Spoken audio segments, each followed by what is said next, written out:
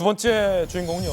최태원 SK 회장이 계열사 CEO들을 소집했습니다.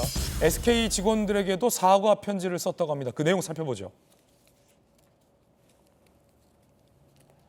자, 어제 오전 임시 수펙스 축구협의회 참석, 계열사 CEO들이 참석하는 그룹 현안 논의 자리라고 합니다.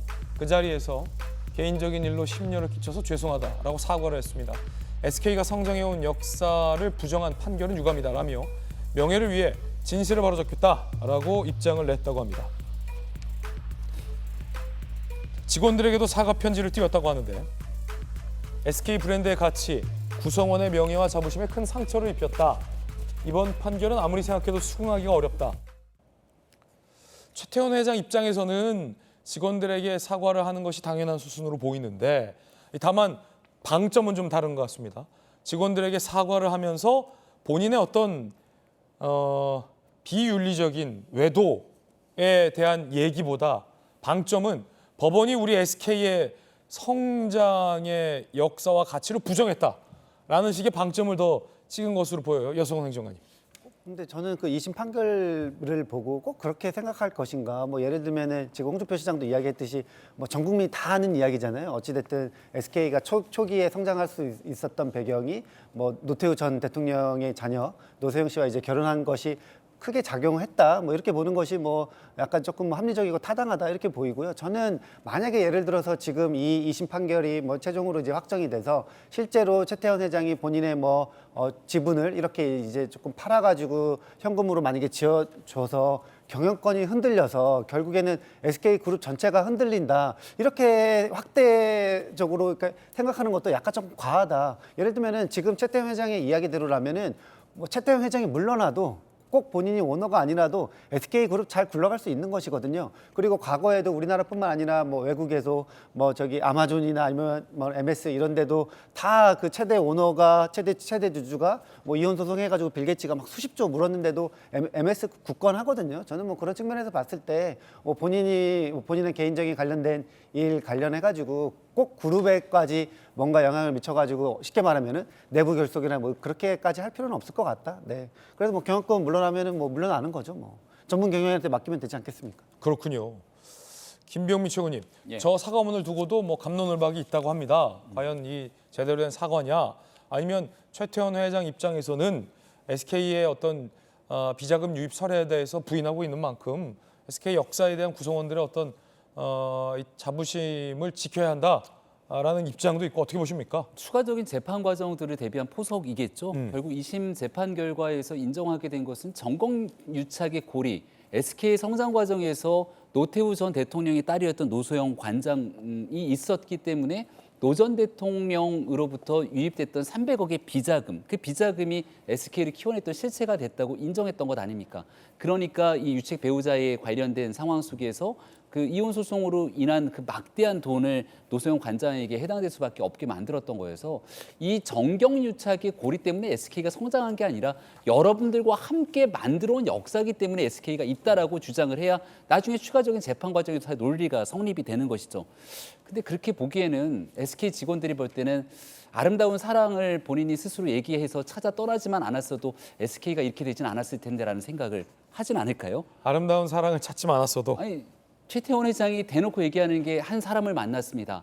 그 사람 때문에 많은 것이 바뀌었습니다. 그러면서 얘기하게 되는 게 ESG 경영이라든지 사람 중심의 경영 등에 대한 얘기들을 꾸준하게 공개적으로 해왔거든요. 그러니까 결국은 그런 과정들이 이혼 소송이 불거지면서 국민적 감정으로 봤을 때 우리나라는 일부일처제인데 이런 방식으로 도대체 그동안 함께 살아왔던 배우자를 대할 수 있는 것인가에 대한 국민적 감정이 너무 안 좋았거든요. 저는 이 국민적 감정도 2심 재판 결과에 영향을 미쳤을 거라고 봅니다. 그럼 이런 일들에 대한 솔직한 반성 등에 대한 여러 가지 얘기들도 함께 진행이 돼야 구성원들에게 어느 정도 공감이 있을 텐데 그냥 본인 재판에 유리하게 만들려고 하는 여러분과 함께 만든 SK 뭐 이런 식의 주장들이 과연 전 국민적인 공감대를 형성할 수 있을까 이런 생각 듭니다. 예, 과연 2심 판결 그대로 3심에서 인정될까? 여부도 법률적인 관건과 논란에 있습니다. 3심에서 따져볼 것들이 은근 많다는 거죠. 함께 보시죠. 3심의 주요 쟁점, 이 노태우 비자금 여부를 두고 최태원 회장은 받은 바 없다라고 하고 있고요. 노소영 측에서는 300억을 제공하고 어음을 받았다. 노소영 관장 측에서는 이렇게 주장을 했고 2심 재판부는 노 관장의 주장을 받아들였죠. 통신사업 진출 특혜 여부, 사업권을 반납했다가 YS 때 공개 입찰에 성공한 거다. 노태우 정부랑 상관없다라는 주장이고요. 노태우 정권에서 다 뒤에서 무형적으로 지원을 했다. 우리 아버지가 아니었으면 SK가 어떻게 SK텔레콤 통신사업에 진출했겠냐라고 반박하고 있습니다. 재산 분할 범위에 대해서도 혼인 후 취득한 부동산 예금 일부 계열사 주식 등에만 해당해야 된다라는 최 회장 주장과 SK의 주식, 부부 공동 생활과 무관한 지출 등도 포함돼야 한다는 노 관장의 주장이 맞서고 있습니다. 김광삼 변호사님, 쟁점이 세 가지에서 팽팽하게 갈리는데 어떻게 예상하십니까? 일단요, 이제 대법원 판결에 대해서 많은 법조인들이 전문가들이 그런 얘기를 하죠. 법리적 판단에 대해서만 손을 보지 사실적 관계에 대해서는 손을 보지 않기 때문에 이 부분에서 최태원 회장 측이 굉장히 불리하다 그런 얘기를 많이 하는데 이건 어느 정도 이제 타당성이 있다고 볼 수 있지만 이 사건 자체는 다른 일반 이혼 사건과 좀 달라요. 왜냐하면 사실적 관계가 법률적 관계와 혼재되어 있어요.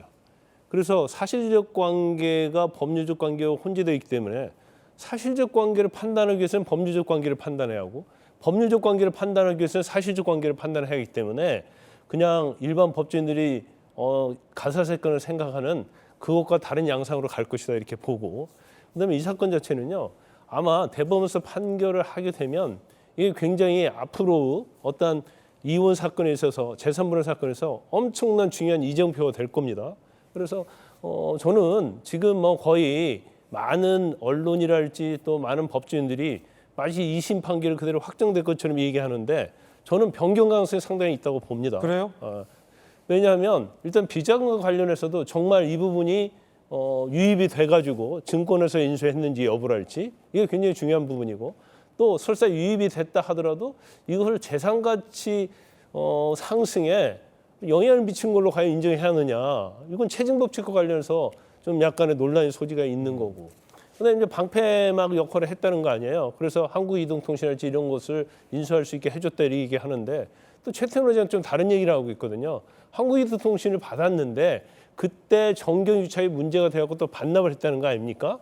그래서 여러 가지 이렇게 논제가 사실적으로 혼재되어 있어요. 그래서 뭐 이제 제일 중요한 것은 SK 주식 분할에 있어서 어떤 가치 상승에 기여했는가도 중요하지만 그걸과 별도로 떼어놓고 볼 때 과연 SK 주식회사가 주식이 재산 분할 대상이 되느냐 이게 이제 대법원에서는 가장 중요한 쟁점이 될 걸로 보입니다. 예.